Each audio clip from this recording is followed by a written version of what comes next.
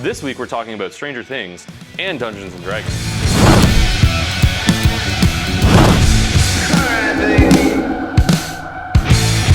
You know I'm the man.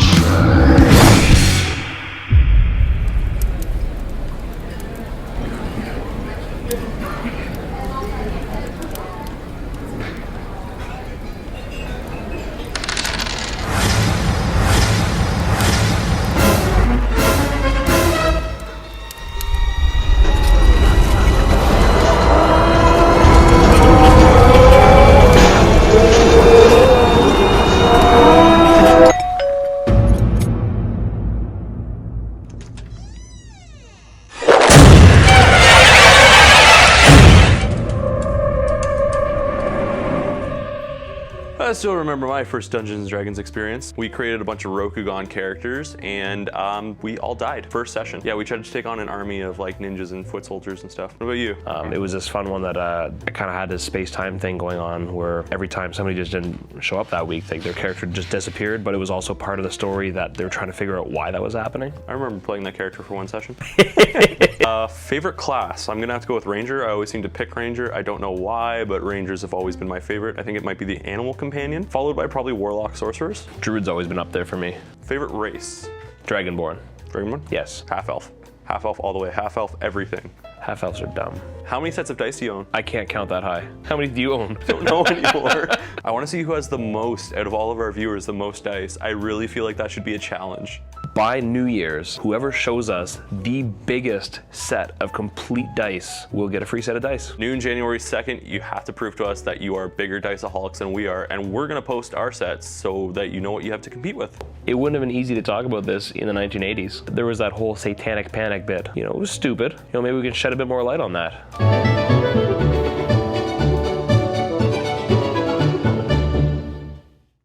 In sociology, satanic panic is characterized by the widespread fear of the abuse of satanic ritual. Dungeons & Dragons has been accused of inspiring devil worship and encouraging such things as witchcraft, pornography, murder, and suicide. In the 1980s, this way of thinking reached its peak with an advocacy group known as Bothered About Dungeons & Dragons, whose sole purpose was ridding our mortal plane of the super evil Dungeons & Dragons, which they viewed as a way to summon Satan himself. Now go play with your Demigorgon.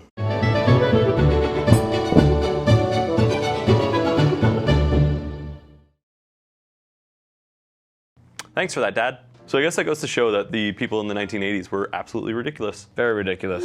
What the fuck is that? Airplane mode on the set, Kyle. So it turns out we've actually found some footage in the archives of an event that happened during the 1980 Satanic Panic, and without further ado, we're gonna show you that clip.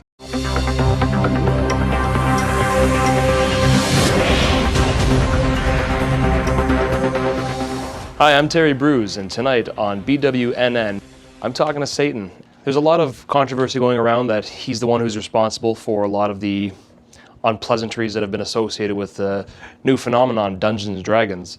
And we like to give all magic goers a fair shake here. So, do we have Satan? Is he in? Lucifer, are you there?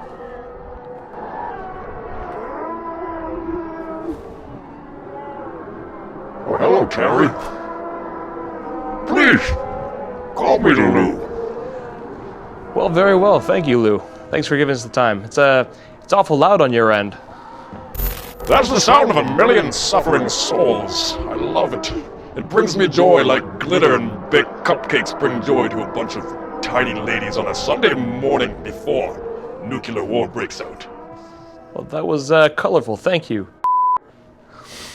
There's a lot of people out there saying that, you know, you're to blame for a lot of these in-game curses and, you know, generally doing some upsetting things. And we just wanted to bring you in to try and clear some of that up.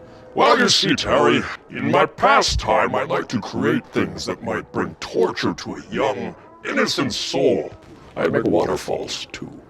I'm sorry, are you saying that you are the one that... are you killing people? Terry. Yes? I know what you did. Yes. That wraps up tonight. Thank you, and join us next week. Terry, I'll be seeing you.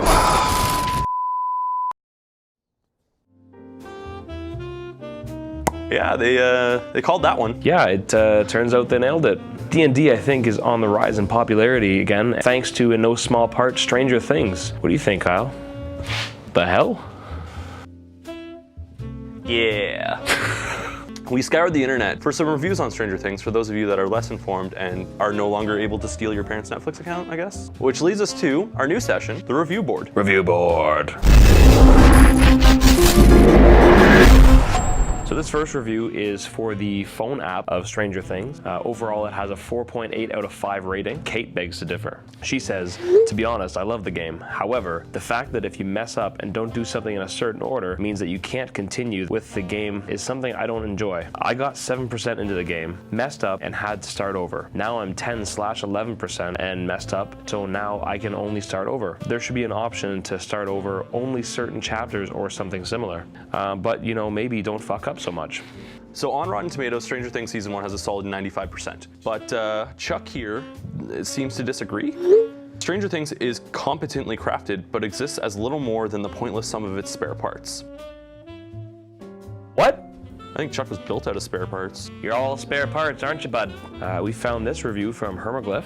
I thought that I wasn't the target audience. Too old, jaded, I'd be bored in no time. But I was really intrigued from the start. It isn't gormless horror, it's intelligent horror. You realize fairly soon roughly what's going on, but the twists and the subplots are inventive, the dialogue is crisp, the characterizations are convincing, and the acting is excellent, particularly with the child actors, who have big roles to support. Hermoglyph gives it a solid 0 out of 10. Maybe it was like a bracket in front of it, and he's like, oh, it's a curvy one, that's a 10, and hit it. Oh, okay, yeah, the curvy one, that can trick you. Yeah, the internet's a tough place. Coming up in the next episode, we are premiering a new segment of our show where we review board games. You know, to cut to the chase, we're gonna look online to see if there's any reviews of Betrayal at Baldur's Gate, which is the game we're premiering next week. So this is on Board Game Geek from Brad Ellie, or Bradelli. Huge fan of Baldur's Gate. However, a game that requires 3 players excludes 99% of board gamers. 1 star. You know what this means? What? We're part of the 1%. Thank you for joining us for the review board. If you find any more nonsensical reviews, send them our way, especially about Norm's beard. Let's make fun of the internet together, folks. Now.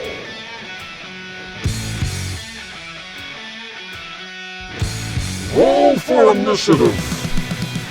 That's it for this week. If you want to bash us in the comments, feel free to do so right down here. If you want to keep up to date with all our videos, make sure you smash that subscribe button. And if you want to watch more of the Wizards Chronicles, click here. If you want to watch more Boards and Brews, click right here. And if you want to find us online, follow our website right down here. I like because I point to my penis. Alright, baby. You know I'm the master.